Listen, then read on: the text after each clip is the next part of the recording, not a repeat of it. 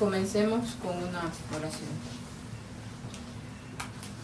Amado, glorioso Padre Celestial que está en los altos cielos, santo, santo, santo y glorificado, bendito Señor sea su nombre. Le agradecemos, Señor, el poder estar aquí una vez más, Señor, reunidos como hermanos, Señor, reunidos en este su santo sábado, para poder, Señor, disfrutar de su palabra y para poder tratar de entenderlo un poco más. En sus manos de amor ponemos esta escuela sabática, Señor, así como todo el programa que se realizará para que pueda ser de bendición para cada uno de nosotros, Señor, y para que podamos impartir, Señor, el conocimiento a otras personas que tanto lo están necesitando. Bendiga a su pueblo, Señor, a todos aquellos que están con la necesidad de encontrar la verdad para que usted pueda llegar hacia ellos, y a todos aquellos, Señor, que están padeciendo algún problema, alguna necesidad, que usted la pueda suplir. Gracias por todo lo que nos da cada día, Señor. Gracias por tanta misericordia y por tanto amor. En sus manos de amor estamos. Todo esto lo pedimos en el bendito nombre de su Hijo, amado Cristo Jesús, con el perdón de nuestros pecados. Amén. Amén. Feliz Santo Sábado, hermanos. Una vez más estamos aquí reunidos como cada 3 meses en estos maravillosos encuentros que hacemos. Esta vez nos toca con los de Girona, pero si Dios permite, en octubre habremos de hacer que sea un poco más nacional, ¿no? Esperemos que pueda ser así. Pero para mí, y sé que para cada uno de ustedes, es un placer el poder estar aquí, el poder compartir con cada uno de cada una de las actividades que tenemos en este encuentro. Y para comenzar, pues tenemos la escuela sabática, la lección número 5, y nos habla acerca de la conversión de Pablo. Sé que en algún otro escuela sabática, o sea que son tantas, ya no me acuerdo, hemos hablado un poco también de Pablo, que bueno, estas escuelas sabáticas, como algunas son un poco parecidas, otras son iguales, pero vamos a tratar de sacarle algo de más a esta escuela sabática que nos presentan aquí el autor. Y el versículo para memorizar nos dice: ve porque instrumento escogido me es este, para llevar mi nombre en presencia de los gentiles y de reyes y de los hijos de Israel. Hechos 9:15. Aquí está hablando a Ananías, que Dios le había comisionado de que fuera a imponerle las manos a Pablo, que acababa de tener ese episodio, que ya lo veremos más amplio, y que necesitaba eso, que alguien le fuera a imponer las manos para que pudiera recibir el Espíritu Santo. Necesitaba ese apoyo porque estaba pasando por unos momentos muy difíciles. La conversión de Saulo de Tarso, dice quien se transformó en Pablo, fue uno de los acontecimientos más notables de la historia de la Iglesia Apostólica. No obstante, la importancia de Pablo va mucho más allá que la conversión en sí, dice, porque Pablo indudablemente no fue el único enemigo de la Iglesia en llegar a ser cristiano auténtico. La cuestión más bien tiene que ver con lo que terminó haciendo en favor del Evangelio. Pablo había sido, dice, un oponente incorregible para los primeros creyentes, y el daño que podría haberle causado a la iglesia incipiente era enorme. Tenía determinación, dice, y contaba con el apoyo oficial para destruir la nueva iglesia. Sin embargo, respondió fielmente al llamado de Dios a Damasco y se convirtió en el más grande de los apóstoles. De entre los perseguidores, dice una cita de Elena White, más amargos e implacables de la iglesia de Cristo, surgió el mejor defensor y el heraldo más exitoso del Evangelio. Es que cuando uno ve la historia de Pablo, Saulo Pablo, en lo que era y en lo que se convirtió, como dice, de ser lo peor de lo peor para una iglesia nueva, creciente, que había tenido ese amargo chasco, por así decirlo, de que Cristo había muerto en la cruz, que no lo habían convertido, y iniciando sus actividades, uno de sus más poderosos, porque, bueno, ya veremos algo con Lena White que nos habla en Hechos de los Apóstoles. Pablo era un erudito, aparte de ese celo que tenía, de ese ímpetu con el que él lograba hacer todo lo que se propusiera. Era un hombre muy inteligente, con una preparación increíble. Entonces, claro, ella nos dice que era un instrumento de Satanás poderoso, y que los fariseos lo sabían, y por eso lo llegaron a poner en el Sanedrín, ¿no? era joven en el momento de su conversión, pero que pintaba para ser uno de los peores perseguidores de la iglesia en ese momento. No sabían que a pesar de todo eso que tenía, pues tenía un corazón sincero y que Dios lo iba a utilizar y se iba a convertir, como dice aquí, en el mejor defensor y heraldo más exitoso del Evangelio. Vemos Pablo lo que fue, ¿no? Uno de los apóstoles que más destacados de todo el Nuevo Testamento, de la historia de la iglesia primitiva, lo que se llegó a convertir. Si tienen algo que comentar, lo pueden hacer, ¿eh? No quiero solo hablar yo. El accionar anterior de Pablo, dice, al perseguir a la iglesia primitiva, siempre le causaba un profundo sentido de indignidad, aunque podía expresar, dice, con un sentimiento aún más profundo de gratitud, de que la gracia de Dios hacia él no había sido en vano. Con la conversión de Pablo, dice, el cristianismo cambió para siempre. En la parte del 1 nos habla perseguidor de la iglesia, dice, Pablo era un judío helenista. Su lugar de nacimiento fue Tarso, la capital de Sicilia. No obstante, hasta cierto punto, dice, se desvió del estereotipo helénico y fue llevado a Jerusalén, donde estudió con Gamaliel, el maestro fariseo más influyente de la época. Como fariseo, Pablo era estrictamente ortodoxo, y aunque su celo rayaba en el fanatismo, esta es la razón por la que llevó a Esteban a su muerte y se convirtió en la figura clave de la persecución resultante. Acordémonos que él, según se dice ahí en la Biblia, pues se cree que fue uno de los que estaba ahí y que influyó para que en el juicio de Esteban, ¿no? Y ya veremos que Elena White así lo afirma.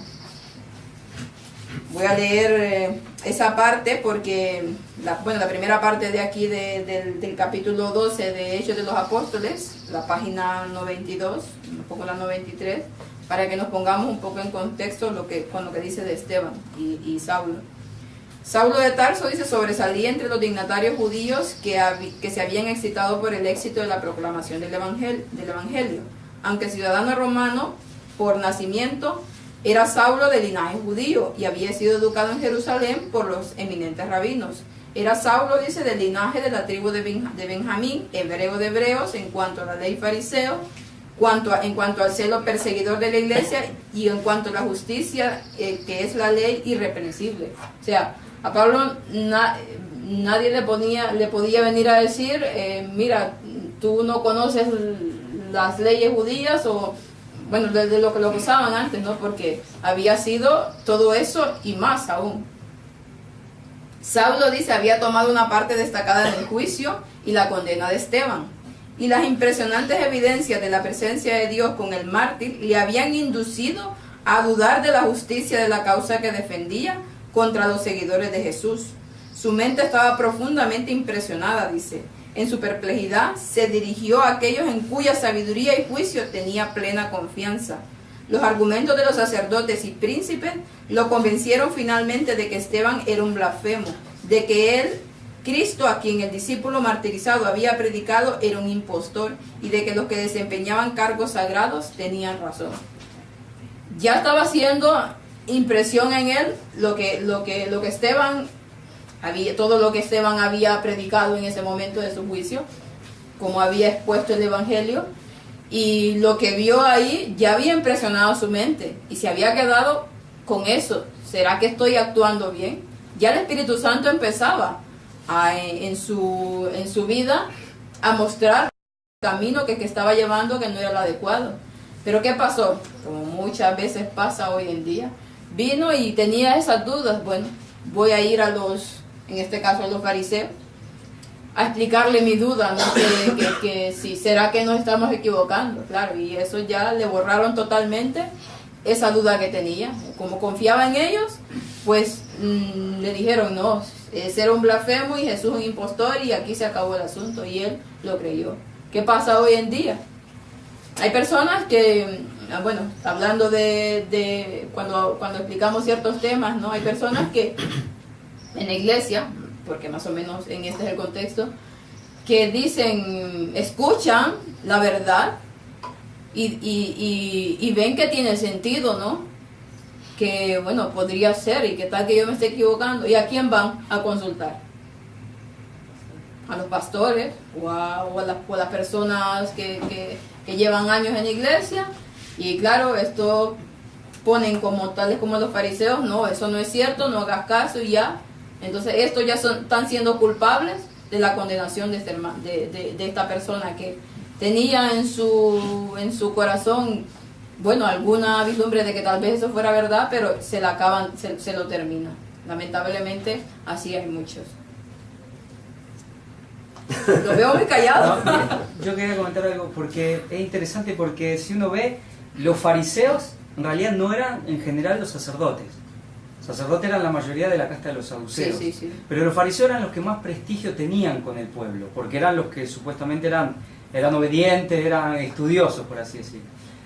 Lo interesante de Pablo es como ver que, bueno, no está todo perdido para un fanático, porque Pablo era un tremendo fanático. Sí, eso es lo que... Y si uno ve, citando el caso de las iglesias, hay mucha gente que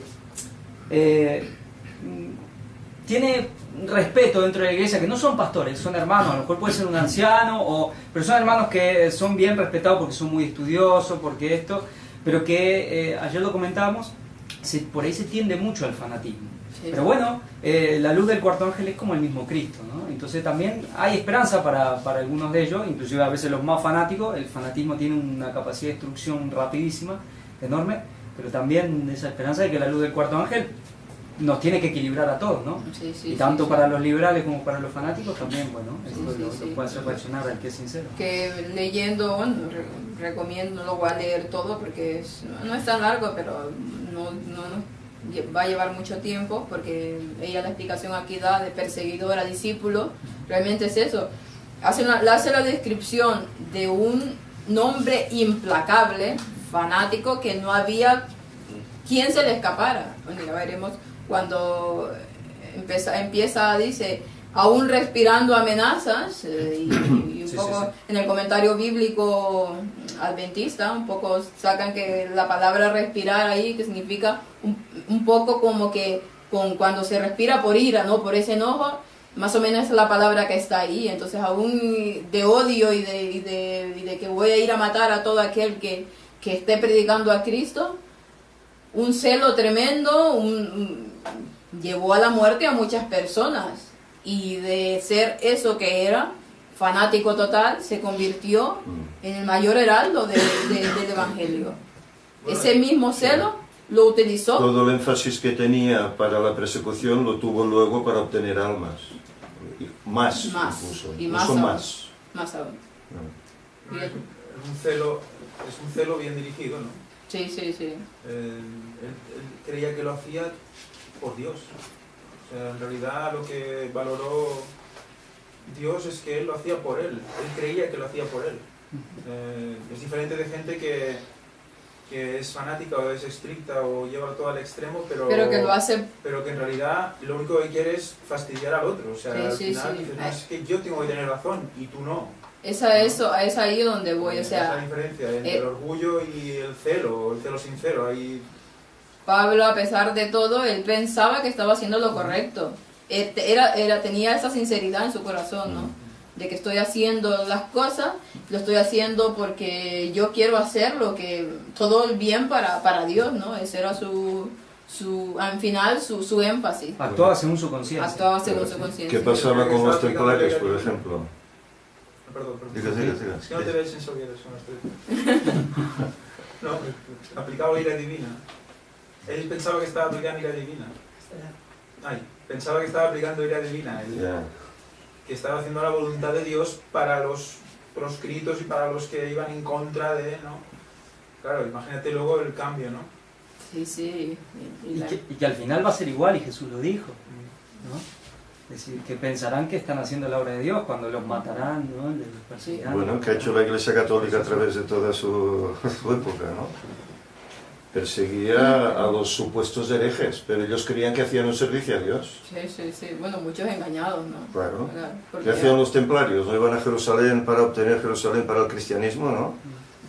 Y echar a los árabes. Pues, convencidos de que lo Convencidos hacían en de el nombre que- del Señor. Sí, sí, Aunque sí. sabemos que lo de arriba ya es otro tema. No, eso ya es otro Ya, asunto. ya, Ellos ya. ya saben a quién sirven Claro. y lo que hacen. Pero sí hay muchos engañados.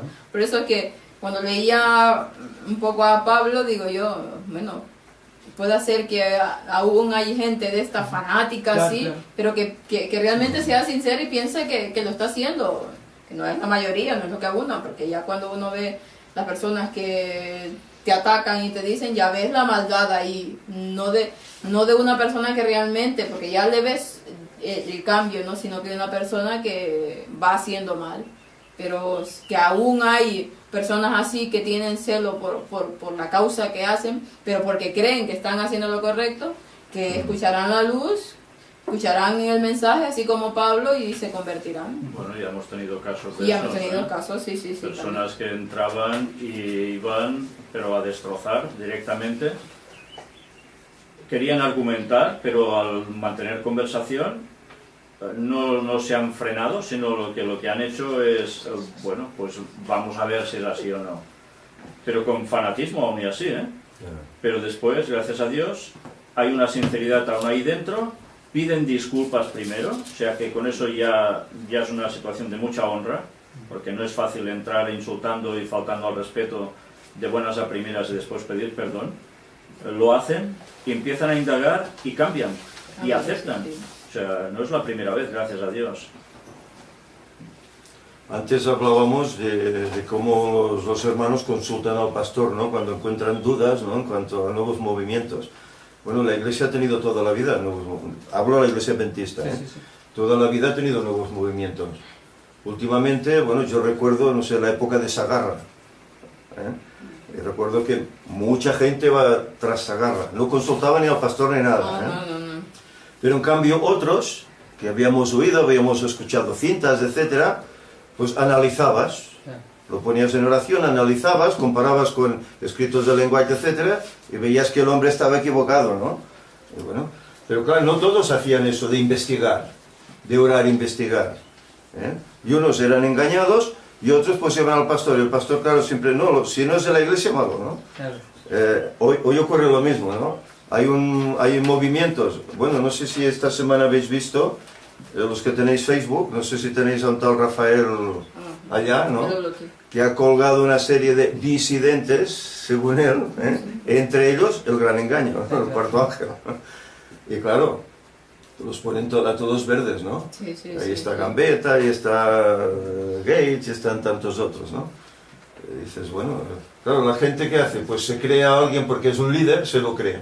Pero no, investígalo por tu cuenta, ponlo en oración, te darás cuenta, el Señor dirige, te darás cuenta si es correcto o no es correcto. Yo creo que está claro que a las alturas del tiempo que estamos, pues que el Señor tiene que dar nueva luz, tiene que dar más luz, Bueno, y no podemos cerrarnos si la Iglesia no la acepta. Sí. No podemos cerrarnos, y más cuando sabemos que la Iglesia pues ha entrado en apostasía. Claro. ¿Eh? Pero bueno, es lo que decimos, hay estrictos, fanáticos, como eran los fariseos de antaño, que hoy, pues bueno, esto, si no lo dice la Iglesia, pues no lo acepto, ni lo investigo siquiera. Incluso dicen que es pecado hasta investigar. sí. Bueno, entonces, Entonces como lo veríamos diría estarás de pecado. engañado sí o sí. Como testigo de Jehová. Pero el hecho Sí. que Satanás, cuando una cosa sabe que le funciona, siempre la vuelve a aplicar, porque en esa época lo que hizo fue eso. Estaban que eran los líderes, que en realidad no eran los fariseos, que eran muy liberales, los saduceos, y la gente, mucha gente no les tenía como que no confiaba en ellos. Entonces se inclinaba por los fariseos, por gente que era muy fanática. Y hoy seguramente está y pasará más en la iglesia adventista, porque hay gente que ve toda una especie de libertinaje y no le gusta, pero entonces también es rápida captada por estos grupos de gente, de hermanos muy fanáticos, que dan demasiado énfasis al final a lo que es la carne, la comida, que el vestido, que vive en el campo, que todo, cosa que está bien, pero que es cosa Pero que lo terrenal, convierten, digamos, ¿no? Sí, que lo convierten Sí. en su punto de Claro. mira y ahí se acabó todo. Entonces, y Satanás cuando le funciona una cosa siempre la vuelve a No, aplicar. sí, porque Satanás es el de los extremos, ¿no? Entonces hay mucha gente que busca y que, claro, ve ese libertinaje, lo que viene de los pastores en general, que están en un ámbito todo vale, no pasa nada, y hay gente que no le gusta, y es fácil caer, muchos de esos son sinceros, caer en la garra de esta gente muy fanática. Ya. Bueno, el eso es muy interesante que ellos, bueno, puedan conocer esto para salir de ahí, ¿no? Sí. Bueno, eso fue la experiencia. Uy. Eso fue la experiencia de Pablo, ¿no? Claro. Sí, sí. Él fue fanático porque querían sus dirigentes. Exacto. Oye, esto es una secta que hay que sacar del medio y tú eres el ideal para hacerlo. Pero ¿qué pasó? El apedreamiento de Esteban, para él eso marcó un algo ahí. Ahí le marcó un algo. Un hombre que está siendo apedreado, que encima pide perdón sobre ellos, que le vio como el rostro como un ángel. Como un ángel, claro. Eso hizo mella en Pablo y el Señor ahí veía un potencial en ese corazón. Por eso luego le pasó lo que le pasó en el camino a Damasco, ¿no? Así es. Ya tenía una predisposición que a pesar de que después dice que aquí dice que no llegó Saulo sin luchas graves a esa condición. O sea, ya a partir de que lo que pasó con Esteban, a él ya le iba ahí. Eso iba ahí Dando vueltas. Sí. Y a pesar que me imagino que, bueno, luego fueron de los fariseos y los saduceos, porque habla de que, claro, esos dos se llevaban, bueno, a las patadas. Pero como tenían una causa, en fin, lo que pasa con los demonios, ¿no? Entonces se unieron para destrozar el cristianismo. Claro. Entonces le quitaron esa duda, pero él esa duda ahí la tenía. ¿Por qué? Porque el Espíritu Santo ya había empezado a hacer mella en él y él iba dándole vuelta a aquello. Y al final, pues el camino de Damasco ya lo terminó de destrozar. Todo lo que se había planteado. Es que él sabía quién era el que le hablaba, ¿eh? En esa visión. Sí. Es que lo vio. ¿Quién eres, Señor? Dice, él ya sabía. Sí, y no lo puso en duda. No lo puso en duda. En la parte del lunes nos habla ya camino a Damasco. Bueno, claro, él en Hechos del 9, del 3 al 9, vamos a buscarlo.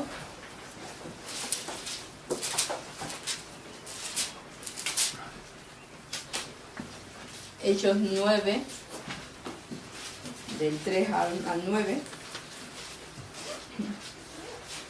Lo envían a Damasco, bueno, para dar cartas a las sinagogas de Damasco, para que si hallase alguno ahí por el camino que anduviera en esas cosas, pues lo llevara para juicio a Jerusalén, y ya saben lo que les esperaba a los pobres.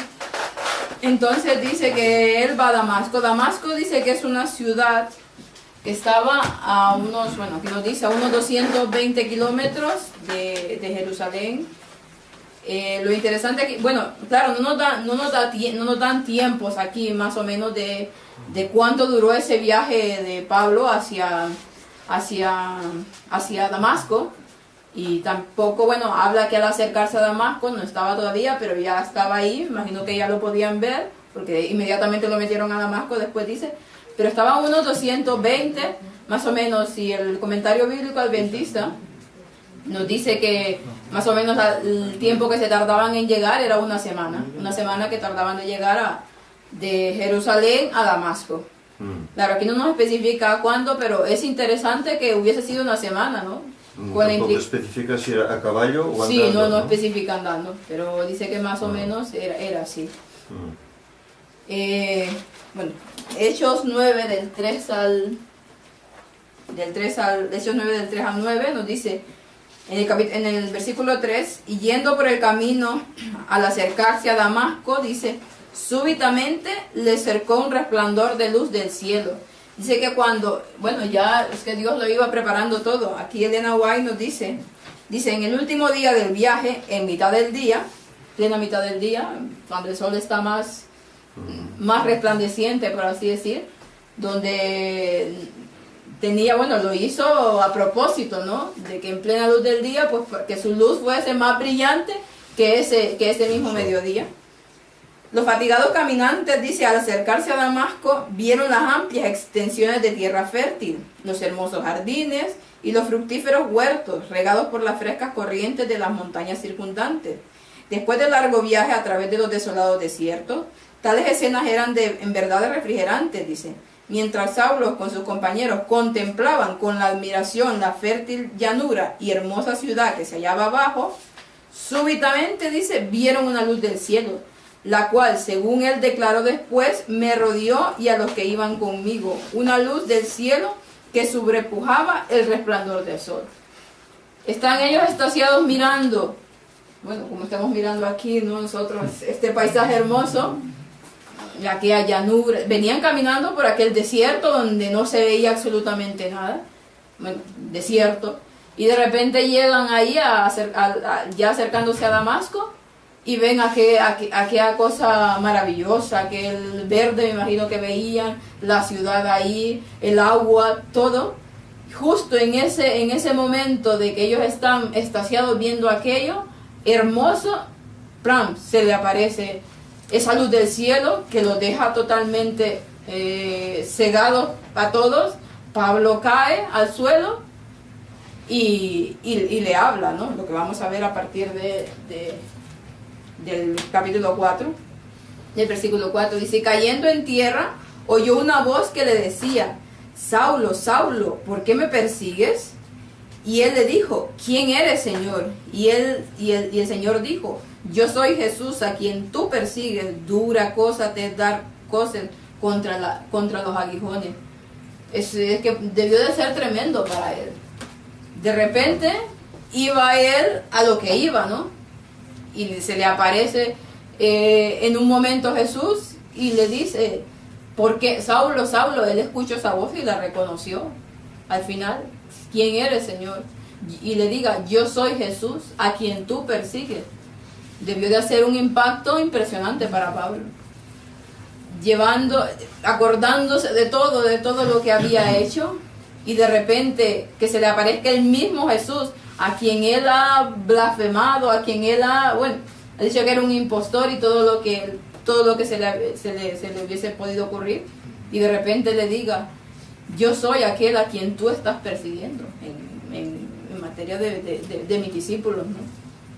Bueno, perseguía a su iglesia, por lo tanto lo perseguía. Sí, lo él perseguía mismo, ¿no? a él, claro, por eso le digo: yo soy Jesús a quien tú persigues. Todo es un mismo cuerpo, ¿no? Al final, Entonces, claro. golpear a la iglesia es golpear también al mismo Cristo, ¿no? Así, exactamente. Dice aquí: el diálogo que Pablo mantuvo con Jesús lo afectó infinitamente más que la luz misma. Bueno, vemos que una luz tan tremenda que lo dejó ciego prácticamente, cayó. Pero claro, ese diálogo que él tuvo con Jesús, el reconocer que todo lo que él había aprendido, todo lo que él estaba pensando era totalmente que no estaba en lo correcto, y todo el daño que había hecho lo debió dejar hecho polvo totalmente.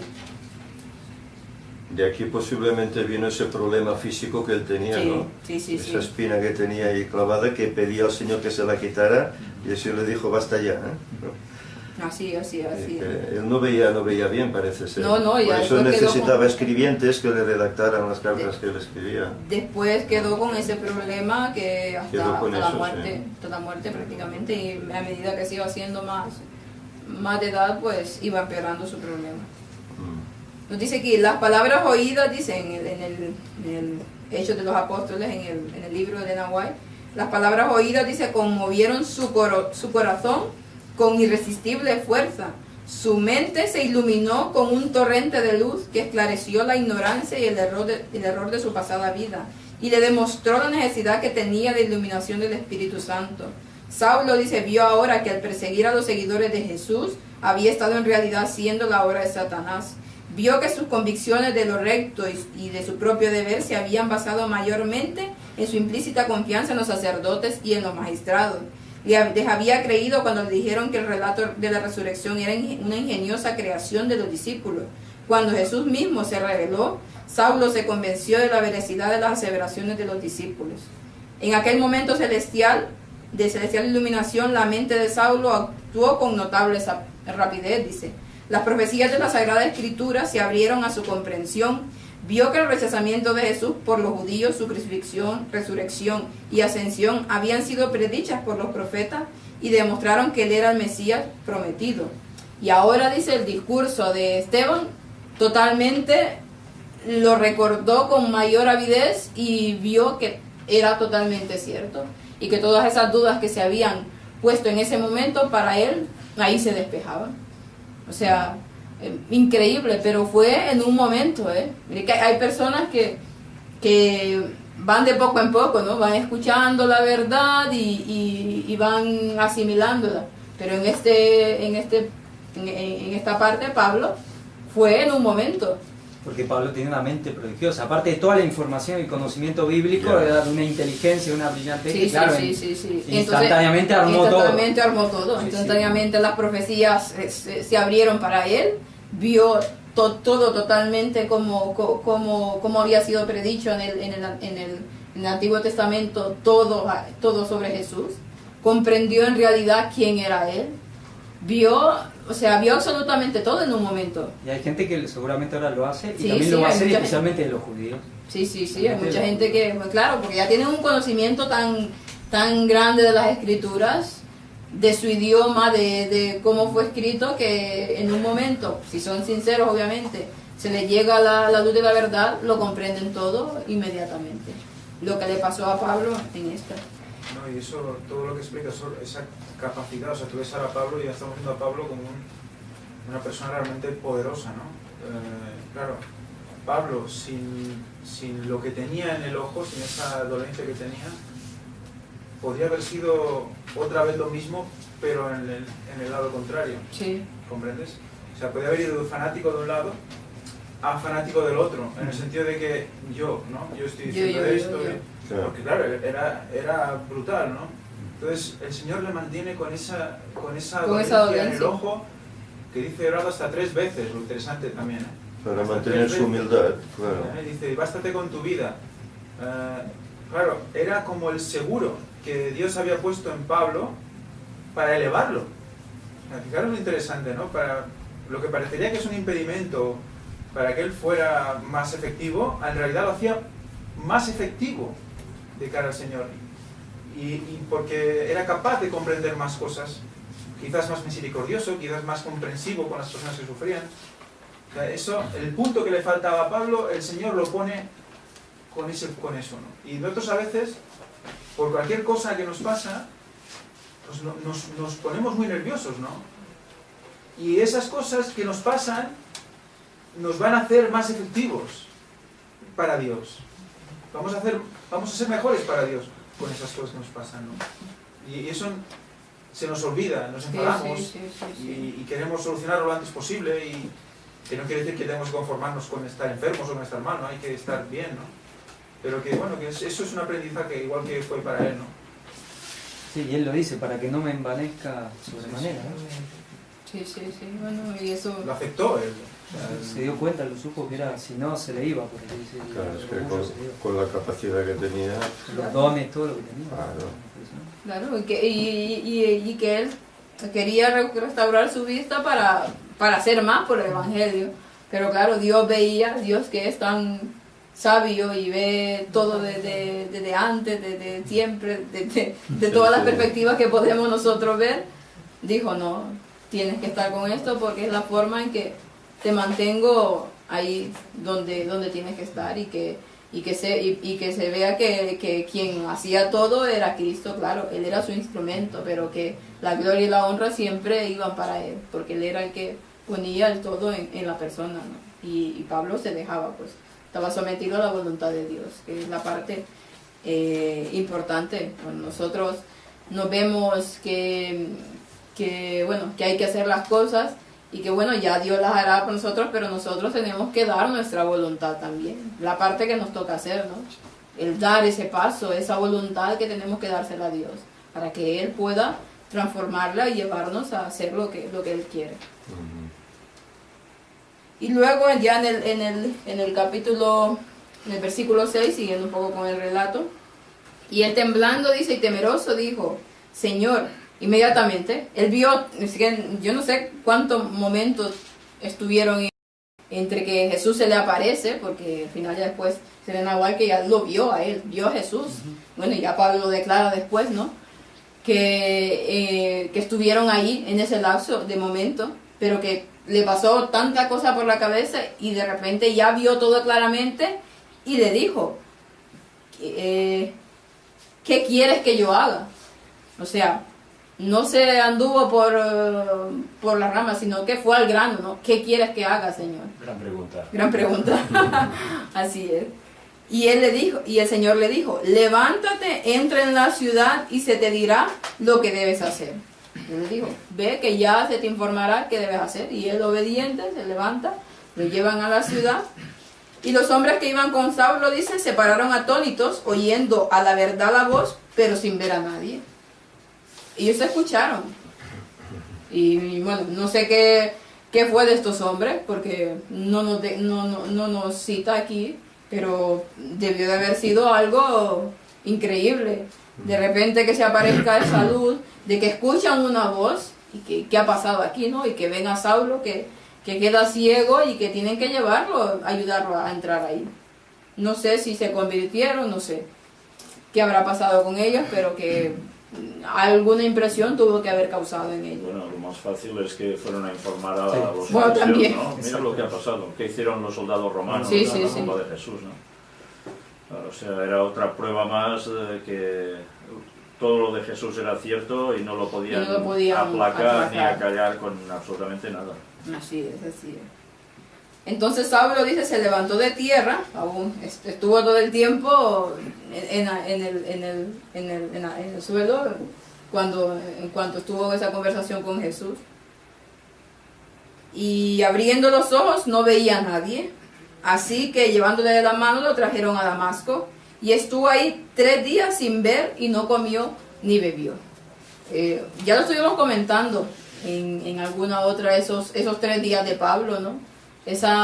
También ese paralelismo y ese mensaje que al fin y al cabo, cada vez que hay este tipo de cosas, ¿por qué no se tarda un día o yo qué sé, o 3 horas, sino que 3 días? Siempre 3. 3 días ahí, se le aparece Jesús primero, se le aparece ya Jesús resucitado, bueno, como ascendido, ¿no? Como resucitó y luego llegó, se le aparece. Como se le apareció a los discípulos cuando la ascensión, y se le aparece ahí, y en ese momento Pablo está 3 días. 3 días que está, dice, ¿cómo? ¿Qué está haciendo?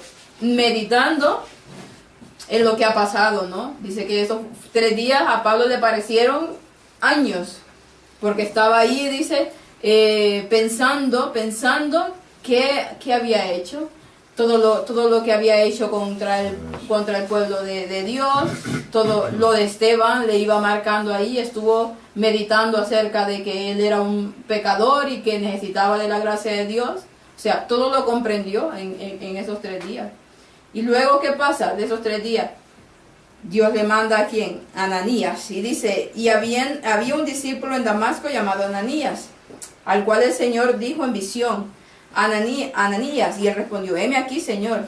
Y el Señor le dijo, levántate y ve a la calle que se llama Derecha, y busca en casa de Judas a uno llamado Saulo de Tarso, porque he aquí él ora.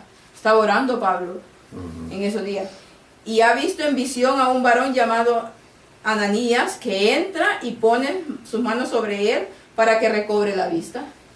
Pablo no solamente estaba, sino que ya estaba profetizando prácticamente, porque vio en visión que venía uno llamado Ananías y posaba sus manos sobre su cabeza para recibir al Espíritu Santo.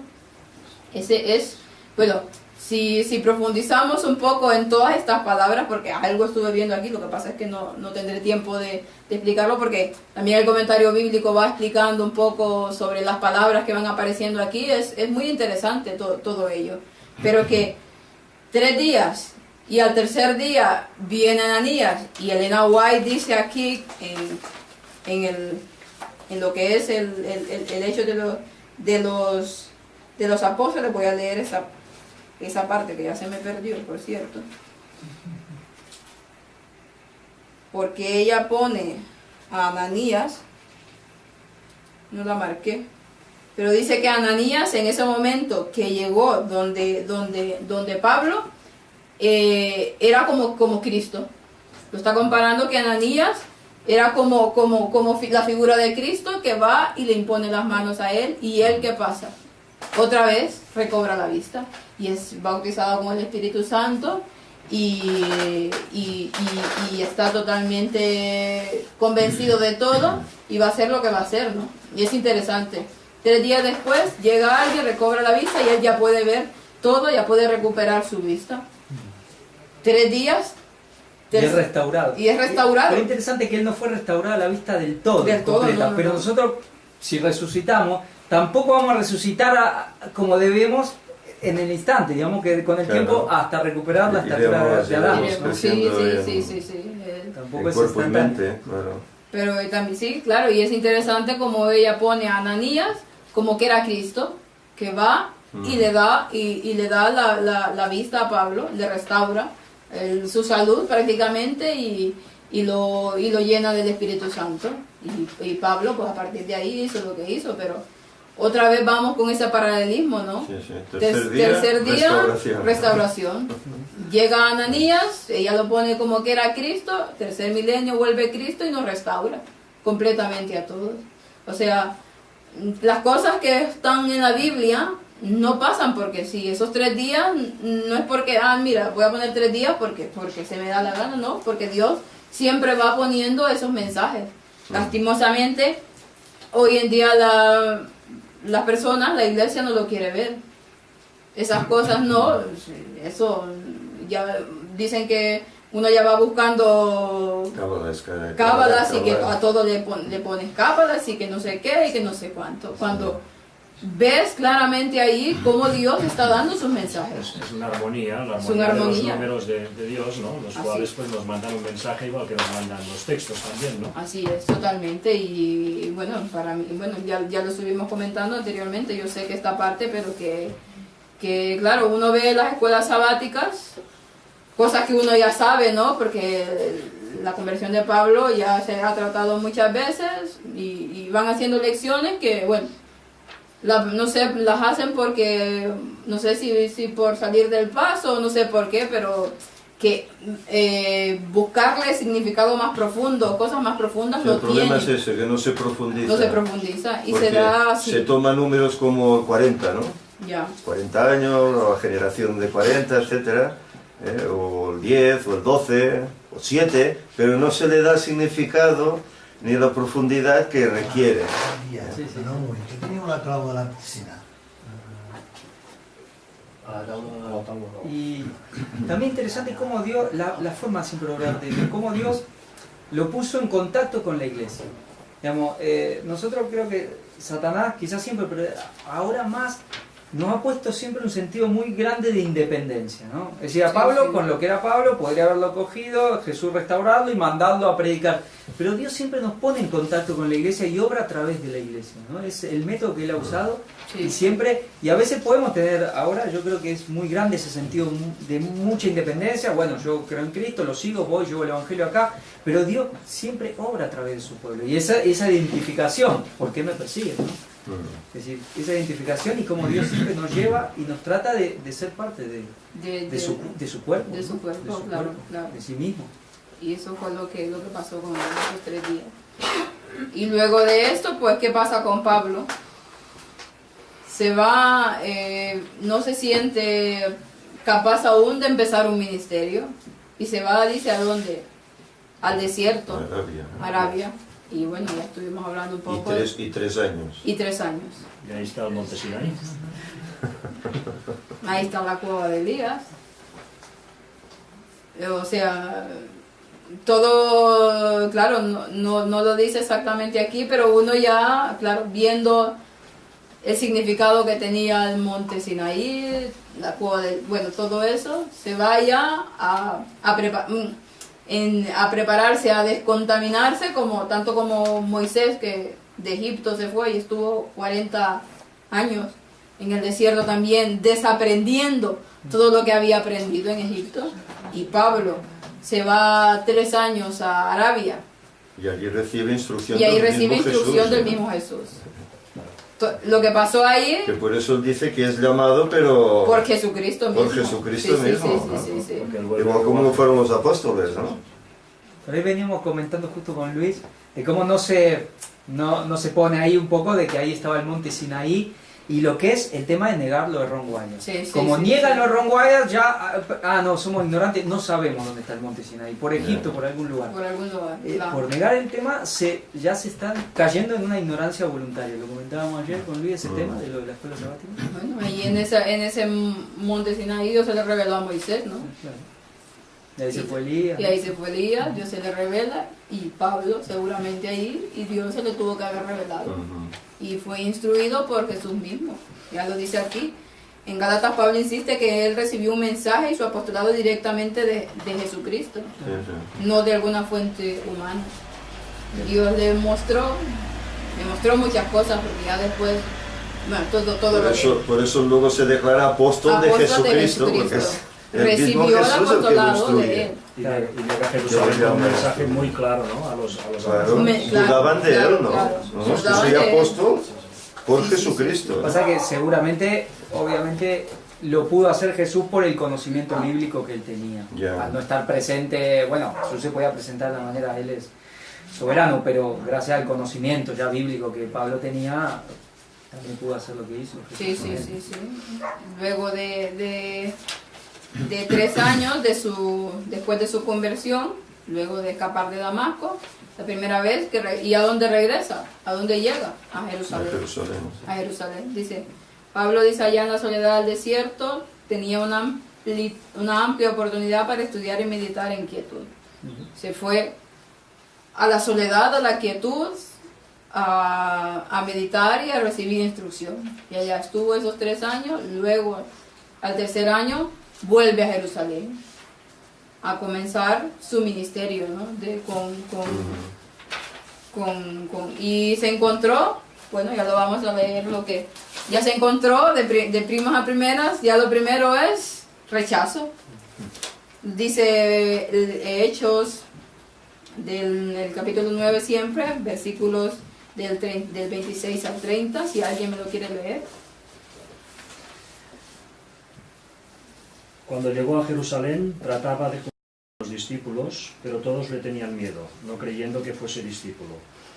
Entonces Bernabé, tomándole, lo trajo a los apóstoles y les contó cómo Saulo había visto en el camino al Señor, el cual le había hablado, y como en Damasco había hablado valerosamente en el nombre de Jesús.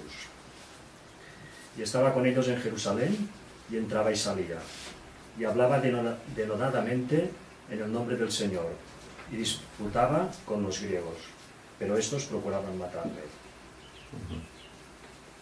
Dice que él llega y lo primero que recibe que es que los discípulos le tienen miedo. Claro, lógico, Rechazo, ¿no? sí. Estaban pasando por momentos tremendos, momentos de persecución, de que cualquier cosa les podía pasar, y uno que había sido el mayor de los perseguidores, que incluso me imagino que muchos sufrieron su persecución, llegaba convertido en cristiano, supuestamente. Y claro, ¿cómo creerle? Que ha pegado un cambio tremendo. Y le tenían miedo. Lo rechazaban Y unos y otros, todos. Todos. En tanto que lo rechazaban los judíos.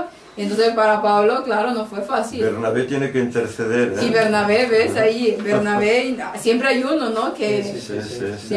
intercede y lo mete. Vamos a darle la oportunidad a este hombre, de que es lo que a nosotros a veces nos Que pasa. Bernabé, que es hijo de consolación, ¿no? Quiere decir. Sí. A nosotros a veces nos pasa, tal vez viene una persona que, bueno, de primas a primeras vemos que usted no me cuadra mucho, o yo qué sé, viene de algún lado, depende. Y hay ese cierto punto, ¿no? De será o no será. Bueno, hay que darle la oportunidad a todos, ¿no? Y si un día nos pasa algo así, realmente. Sí. Así. No, claro, y puede pasar, porque ya ha pasado. Claro. Siempre vuelve a... Siempre vuelve, pero claro, nosotros tenemos que darle la oportunidad a todos. Ya al final Dios sabe y entiende que quién es cada persona, y Él hará lo posible para que apartarlo, ¿no? Pero que siempre habrá este tipo de cosas, no sucederá, pero que debemos de estar siempre con el ojo bien aguzado para poder ver realmente si hay oportunidad para esa persona o no. Bueno, ya solo Dios lo sabe, pero que nosotros debemos de darle la oportunidad, y al momento en que se vea ciertas cosas también cortar, pues como ya nos ha pasado en ocasiones anteriores. Ujú. ¿Querías decir algo? No, bueno, me venía a la mente ahora una anécdota que vivió el hermano que fundó la iglesia de Gerona, ¿eh? Que cuando ellos estaban en Barcelona, pues allí apareció un personaje diciendo que venía en el nombre del Señor, ¿no? Y que hacía sanaciones y tal. Y el hermano este, pues antes de que el otro actuara, dijo, pues voy a orar, ¿no? Y oró. Y entonces dijo, no puedo hacer nada, le dijo el otro. Después de la oración, ahora no puedo hacer nada. Y claro, se dieron cuenta pues que era un impostor. Un impostor. Claro. Claro. Y él decía, yo hago sanaciones en el nombre del Señor. Claro. Y sí, pues vamos a orar. Y después de orar no pudo. No pudo hacerlo. Así Eso que es, sí, la sí. ley al testimonio, ¿no? Es así. Sí, eso de también siempre tener tendemos a actuar bajo nuestra sabiduría, nuestra experiencia y no a Sí. veces todo, bueno, en las cosas importantes ponerlo en oración. Sí, Sí, Sí, sí. Señor que diga, sí, ¿no? Dios quien dirige, ¿no? Al final, Él es quien nos muestra, ¿no? Bueno, y después, por sus frutos se conocen.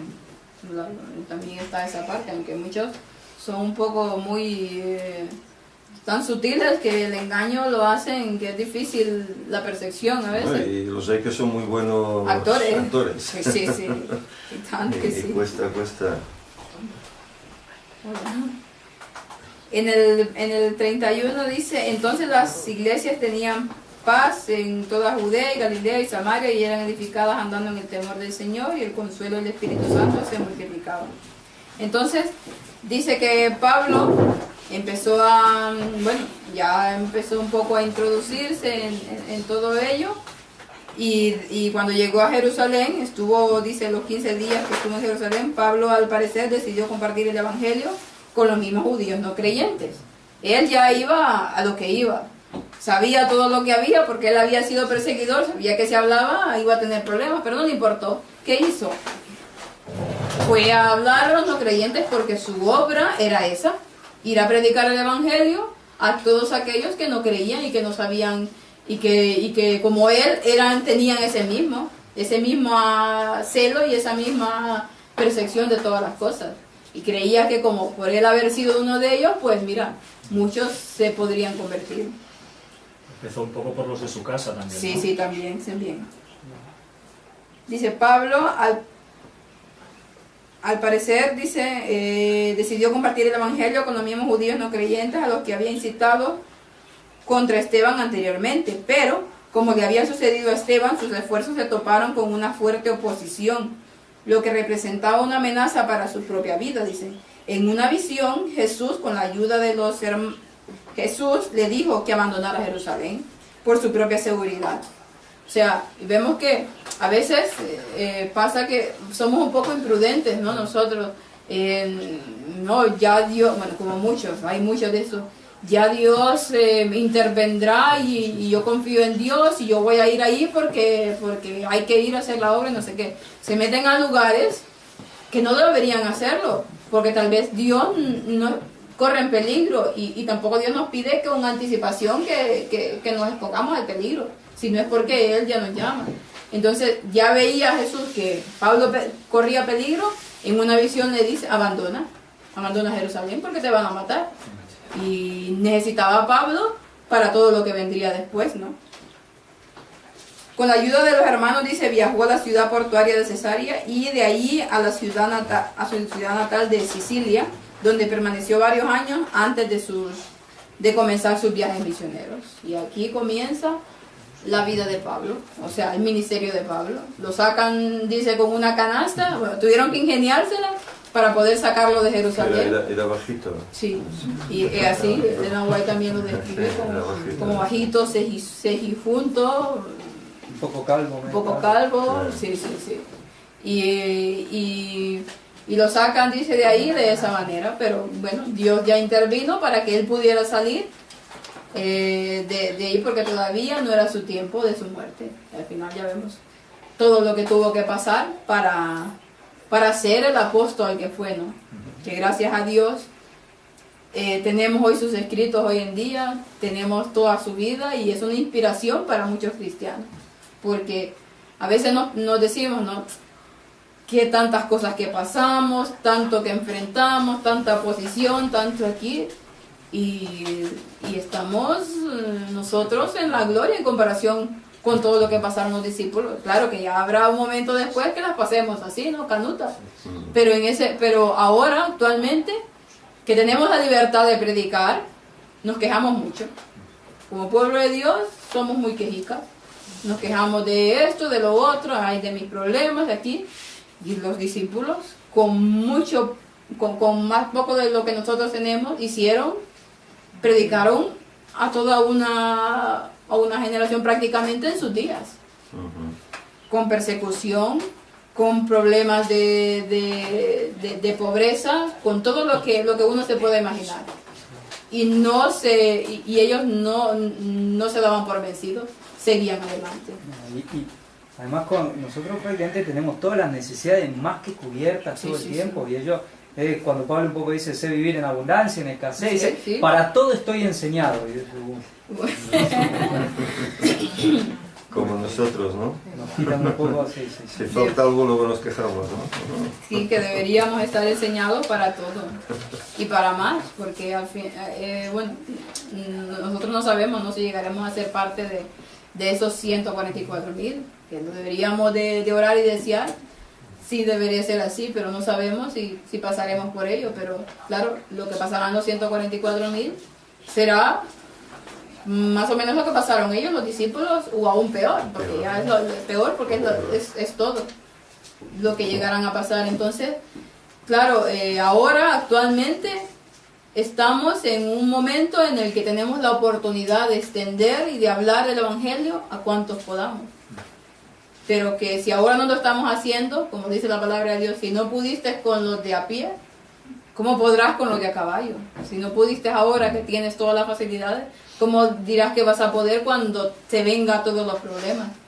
Ahora que estamos en momentos de relativa tranquilidad, porque también hay situaciones, pues cuando debemos de prepararnos, ¿no? Para esos momentos que vienen, que serán duros. Es que aunque no seamos los 144,000, si estamos de acá a 10 años, todos la vamos a pasar. Sí, todos al final. El horno en gran manera.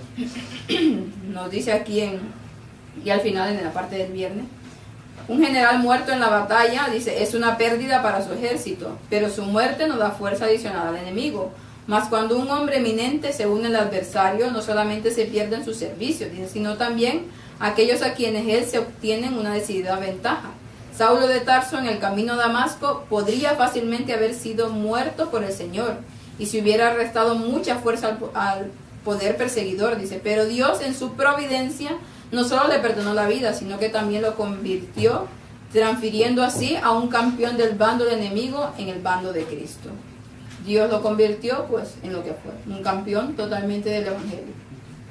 Dicen por aquí que lea el significado de Ananías y que en Hawaii sí, lo sí. Ananías viene de Ananiá, del hebreo, quiere decir Jehová o ya ha favorecido, y viene de Hanán, que probablemente es doblar o inclinarse en bondad hacia un inferior. Eso tiene que ver mucho con lo que vamos a hacer hoy, ¿no? La Santa Cena, bueno, el lavado de pies. Por lo tanto, está relacionando también esa situación con esta celebración, ¿no? Y esa celebración sabemos que tiene que ver con su venida. Con su venida, sí. Favorece, conceder, causativo de implorar. Es decir, mover a favor mediante una petición.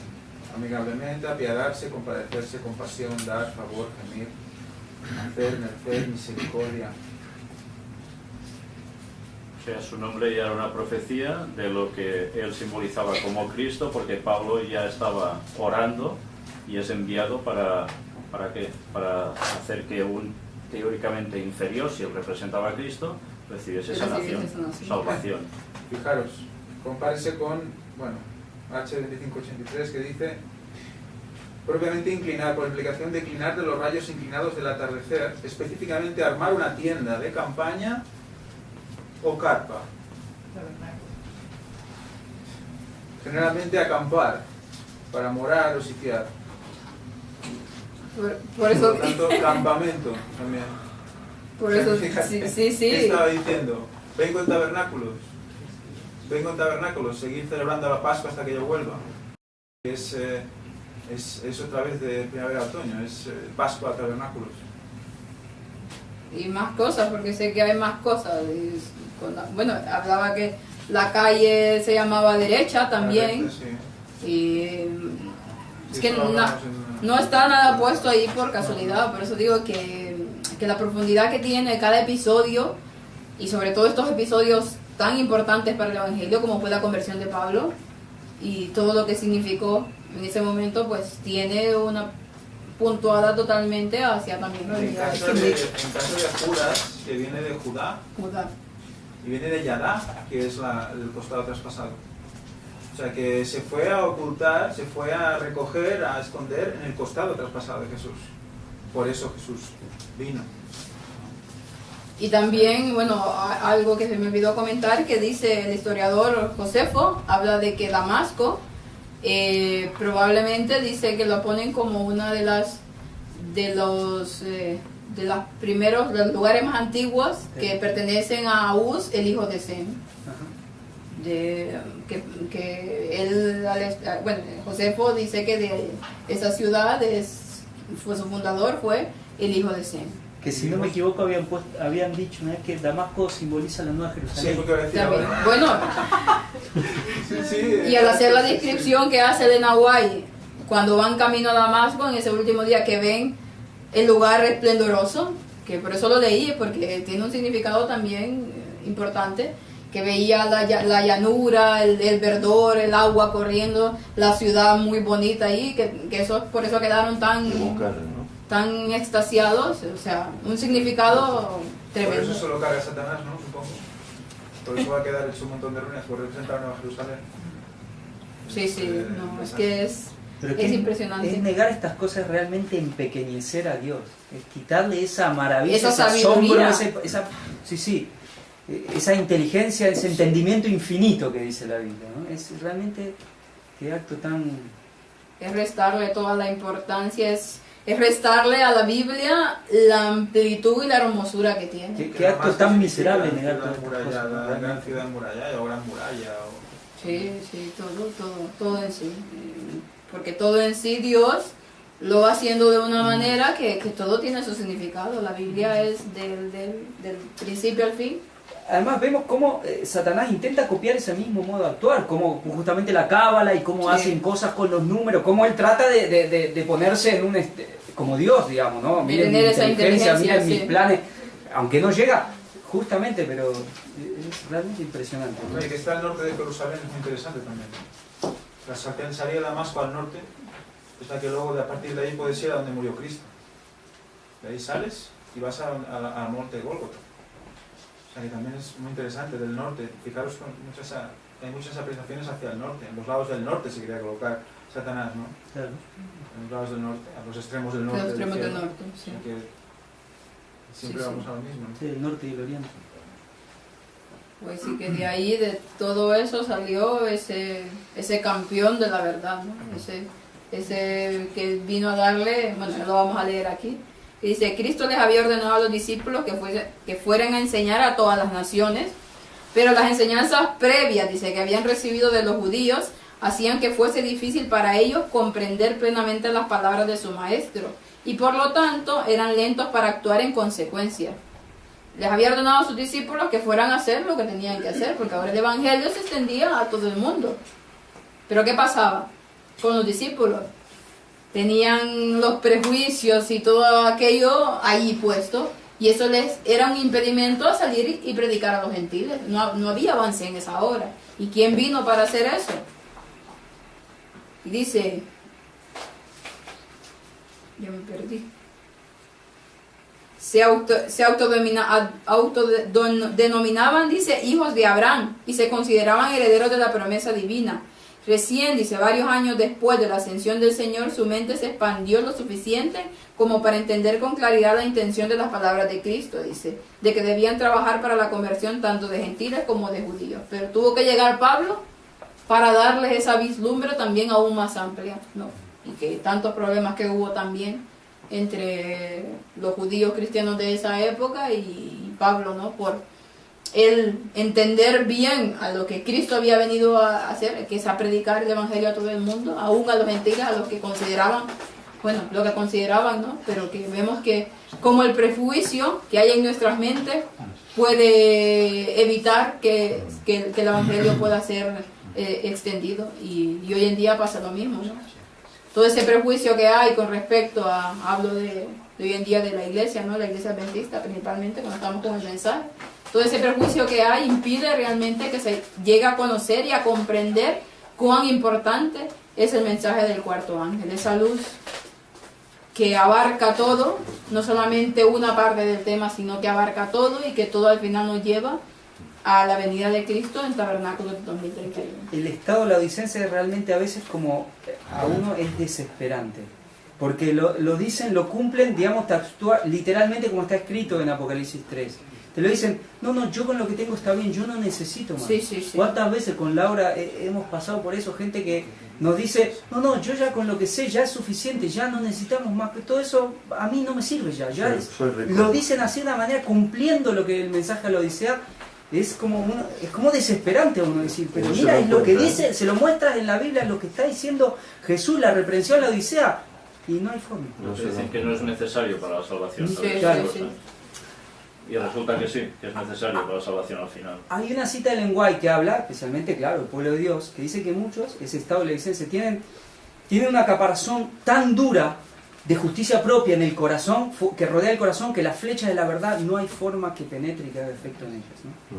Y como dice la Biblia, tienen los oídos incircuncisos, no pueden escuchar. No pueden ver, están ciegos, no pueden ver claramente.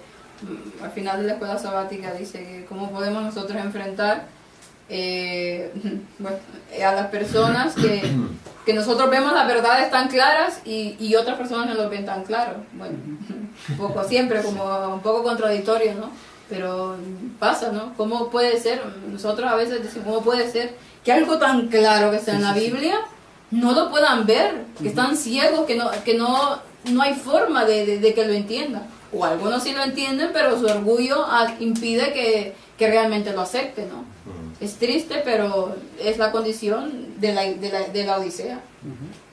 No tienen colirio para ver. ¿Por qué? Porque yo soy autosuficiente, yo me hago mi propia... Porque al final dicen creer en la palabra de Dios, en las doctrinas, en todo, pero al final ellos se hacen su propia Biblia, su propia doctrina, todo acomodado a lo que uno quiere hacer en la vida.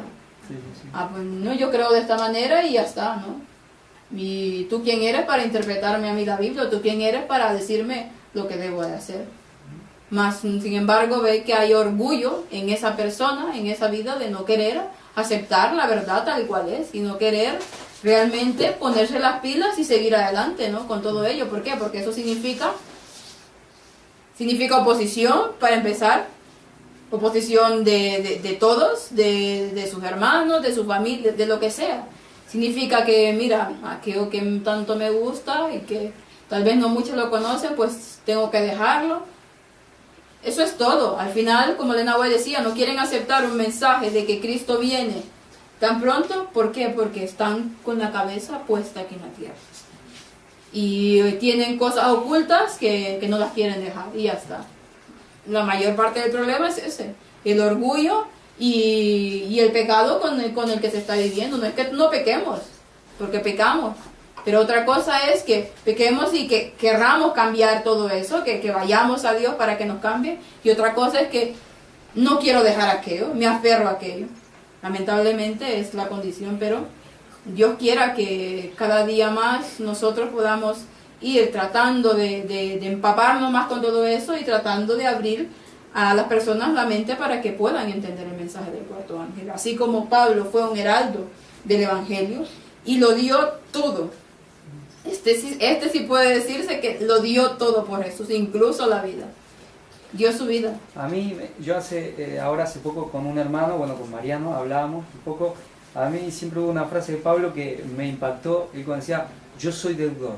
A todos, judíos, griegos, soy deudor. Y cómo ese sentimiento tiene que estar en nosotros.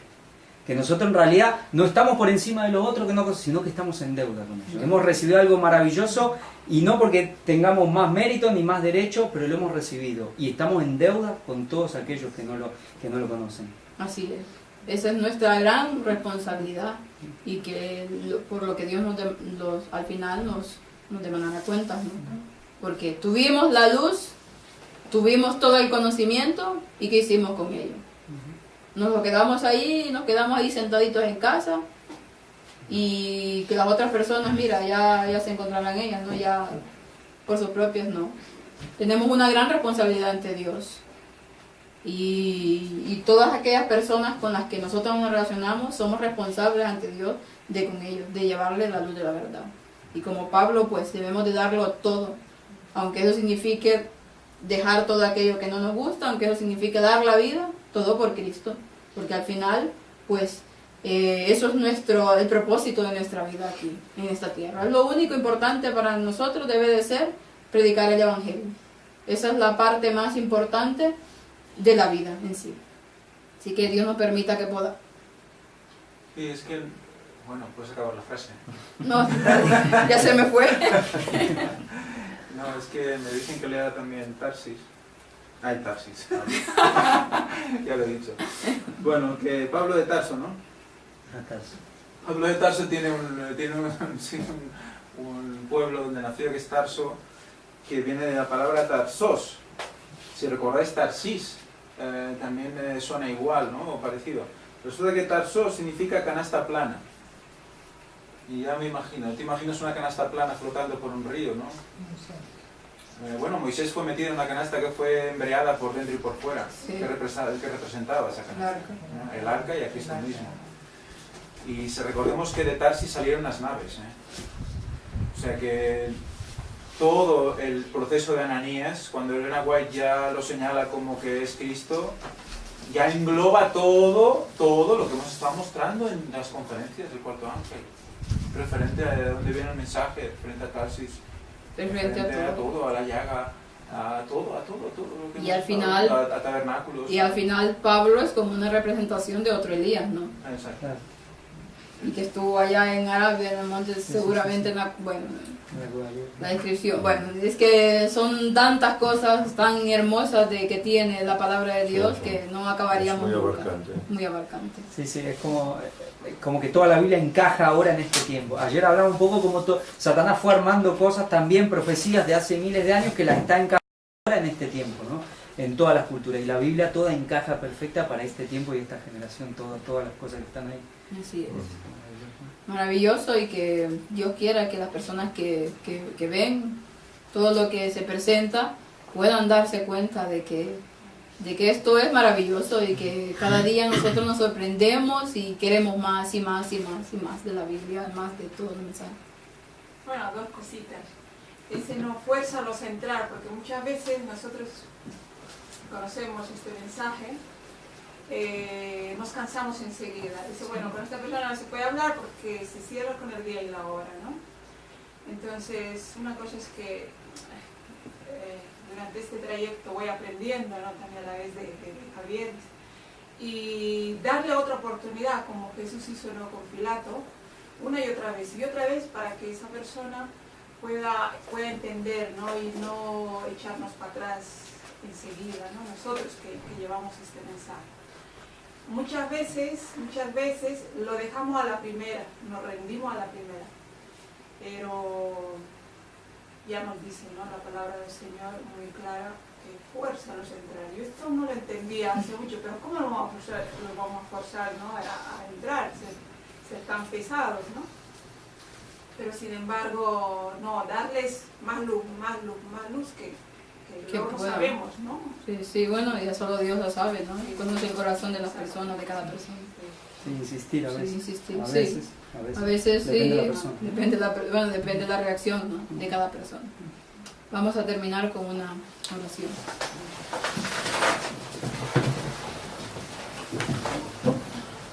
Oremos. Padre bendito que está en el cielo, Señor, gracias damos nuevamente por la oportunidad que nos da, Señor, de ver tanta hermosura que hay en su palabra. Gracias por tanto amor, por tanto conocimiento, Señor, por tanta misericordia que nos tiene nosotros, Señor, que somos pecadores, Señor, y que le fallamos constantemente. Gracias, Señor, por toda la luz. Y le rogamos, Señor, que podamos extender esta luz a tanta persona como sea posible, Señor. Que eso sea lo único que nos importe en esta vida, Señor, que dar el Evangelio, Señor, y nada más. Sabemos que todo lo demás viene por añadidura. Gracias por estar siempre con nosotros. Bendiga a su pueblo, a donde sea que se encuentre, Señor. Y ayude a aquellos, Señor, que están necesitando de palabras de ánimo, de aliento, para que pueda llegar hacia ellos. Esto lo pedimos en el bendito nombre de su Hijo amado Cristo Jesús, con el perdón de nuestros pecados. Amén. Amén.